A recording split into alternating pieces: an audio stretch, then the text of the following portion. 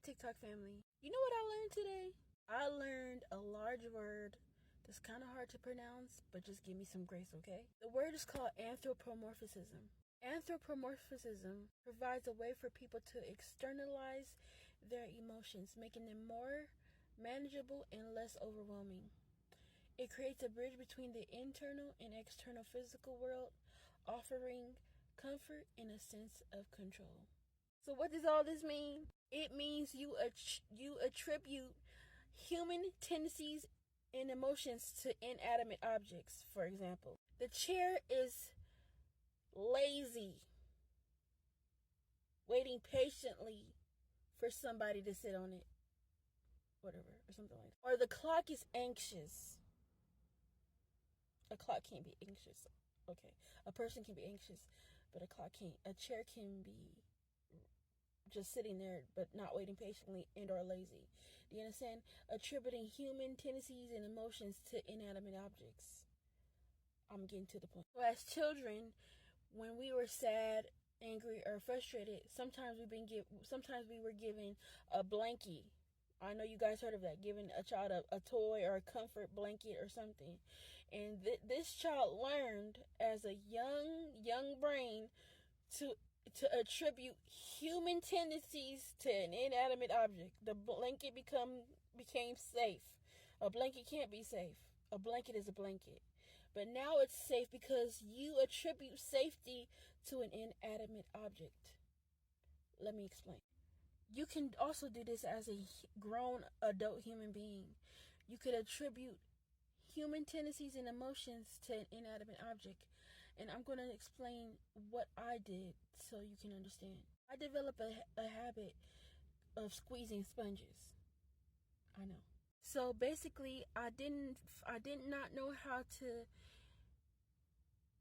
internalize my emotions, so I externalized them by performing a habit of squeezing sponges, because by squeezing on the sponge I was able to release anything and everything that I was feeling deep down on the inside of me.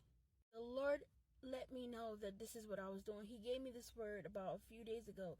He gave me anthropomorphism. He actually gave me, he said, this is what it said in my mind.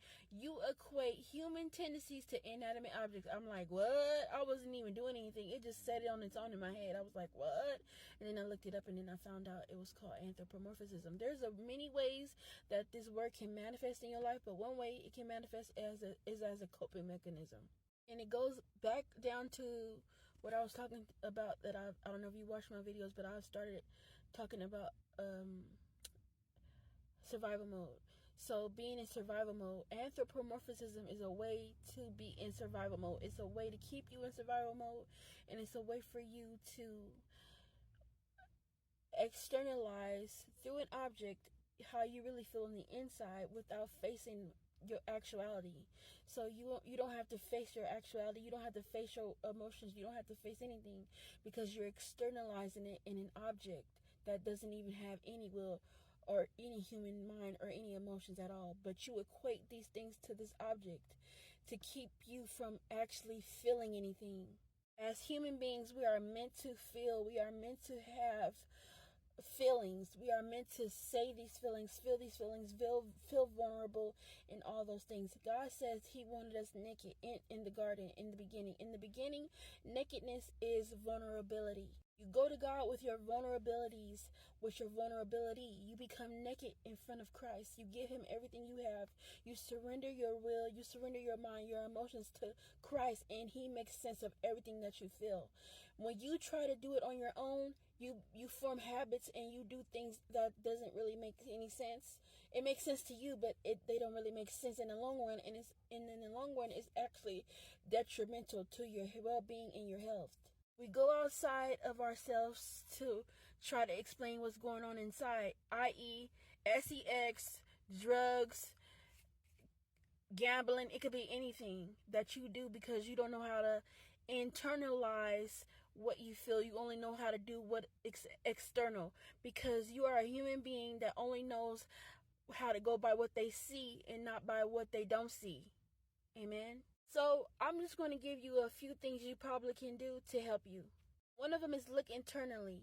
Actually do the healing work.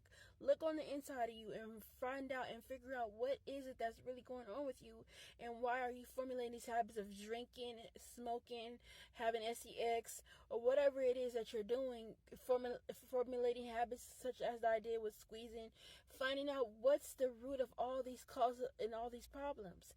Could be survival mode, like for me, or it could be something else. Face these emotions. Face the truth. Facing these things and allowing yourself to feel vulnerable, be vulnerable, and actually feel something for once. And last but not least, but always first, bring them to the Lord, our humble, our kind, our gracious, beautiful Father. Amen.